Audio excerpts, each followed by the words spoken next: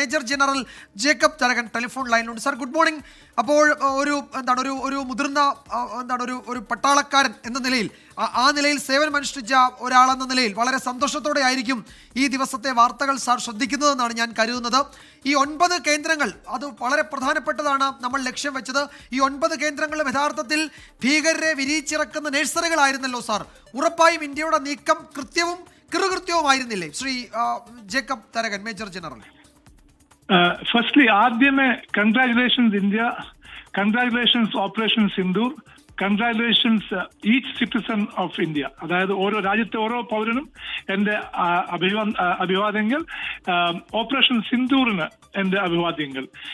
ഇത്രയും നല്ലൊരു പേര് തെരഞ്ഞെടുത്ത അധികാരികൾക്ക് എൻ്റെ നമസ്കാരം, എൻ്റെ അഭിവാദ്യങ്ങൾ. ഇത് നാം പ്രതീക്ഷിച്ചതാണ്, ഇന്നല്ലെങ്കിൽ നാളെ എന്നുള്ളത് എന്നും നമ്മൾ പറയുമായിരുന്നു. കാരണം പാകിസ്ഥാനും ഇന്ത്യയും തമ്മിലുള്ള വ്യത്യാസം എന്ന് പറയുന്നത് നമ്മൾ വളരെ ഉത്തരവാദിത്തോടും വളരെ ബോധത്തോടും ആലോചിച്ച് ഉറച്ച് നമുക്ക് വേണ്ടുന്ന കാര്യങ്ങൾ മാത്രം ചെയ്യുന്ന ഒരു രാജ്യമാണെങ്കിൽ, പാകിസ്ഥാൻ മറുപക്ഷത്ത് ആരോഗ്യത്തിന്റെയും ഉത്തരവാദിത്വത്തിന്റെ കുറവും അല്ലെങ്കിൽ പിച്ചും പേയും എന്തും ചെയ്യാനും മടിക്കാത്ത ഒരു രാജ്യമായിട്ട് ലോകരാഷ്ട്രങ്ങൾ അങ്ങനെയാണ് അവരെയും നമ്മളെയും കണ്ടിട്ടുള്ളത്. നമ്മളെ റെസ്പോൺസിബിൾ ഗ്രോയിങ് നേഷൻ, മറ്റേത് ഇറസ്പോൺസിബിൾ ഫെയിൽ സ്റ്റേറ്റ്. ഇതാണ് രണ്ട് കമ്പാരിസൺ. ഇവിടെ നമ്മൾ കഴിഞ്ഞ 22-ാം തീയതി മുതൽ ഇന്ന് വരെ നമ്മൾ ചർച്ച ചെയ്തുകൊണ്ടിരുന്നത് എന്താണ് അടിക്കാത്തത്, എപ്പോഴാണ് അടിക്കാത്തത്. പക്ഷേ ഒരുപക്ഷെ രാജ്യം മൊത്തവും എല്ലാ പാർട്ടികളും, ഭരണപക്ഷത്തുള്ളതും പ്രതിപക്ഷത്തുള്ളതും ഒക്കെ വികാരം ഒന്നായിരുന്നു, തിരിച്ചടി കൊടുക്കണം, താമസിക്കരുത് എന്നായിരുന്നു. അത് 3-4 ദിവസം മുമ്പ് പ്രധാനമന്ത്രി ഡിസിഷൻ എടുത്തു കഴിഞ്ഞ് പറഞ്ഞു, now the operational freedom has been given to the army. അവർ സൈന്യം ചെയ്തുകൊള്ളൂ എന്ന് പറഞ്ഞു.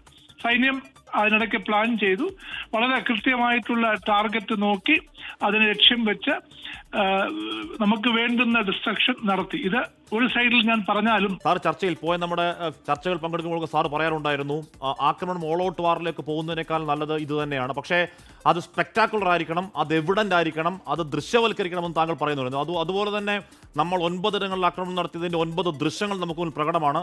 Very spectacular. Shri Jacob Kurian, Jacob Tharakan,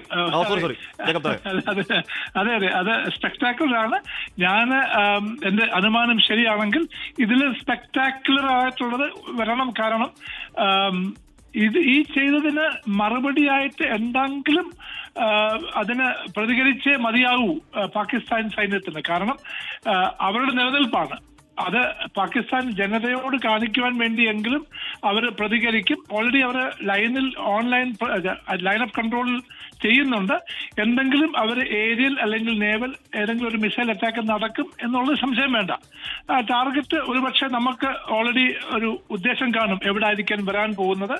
നമ്മളുടെ എയർ ഡിഫൻസ് ഓൾറെഡി ആക്റ്റീവ് ആയിട്ടുണ്ട് 100%. അതുകൊണ്ട് വരുന്ന മിസൈലുകളെ തടുക്കുവാനും നമുക്ക് കഴിയും. എല്ലാം ആയിരിക്കത്തില്ല, ഒരുപക്ഷെ 100% അല്ലെങ്കിൽ ക്ലോസ് ടു 100 നമ്മൾ പ്രതിരോധിക്കും എന്ന് ഞാൻ വിശ്വസിക്കുന്നു. അതും ഒരു ഡെമോൺസ്ട്രേഷനാണ് നമ്മളുടെ പവറിന്റെ. പക്ഷെ അത് കഴിഞ്ഞിട്ട് ഇത് എസ്കലേഷൻ എവിടം വരെ പോകണം എന്നുള്ളത് തീരുമാനിക്കേണ്ടത്,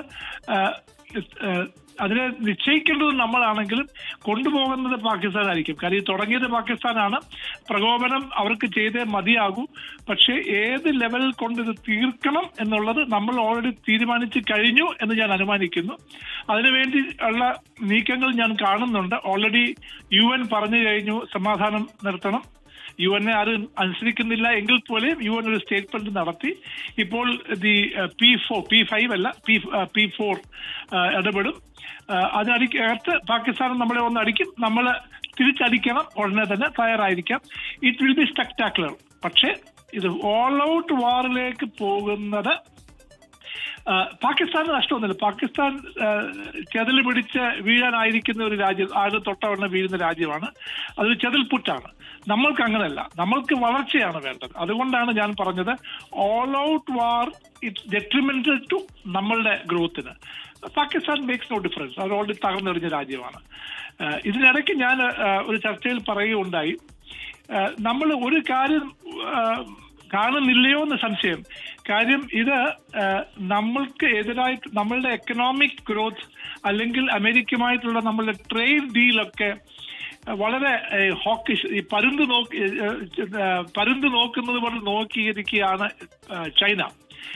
ചൈനയാണോ ഇനി പാകിസ്ഥാൻ ഒരു ഏണി വെച്ച് കൊടുത്ത് പാകിസ്ഥാൻ കുരങ്ങ് കളിക്കുക, കയറാൻ തയ്യാറായി നിൽക്കുന്ന കുരങ്ങിന് ഏണി വെച്ച് കൊടുത്തത്?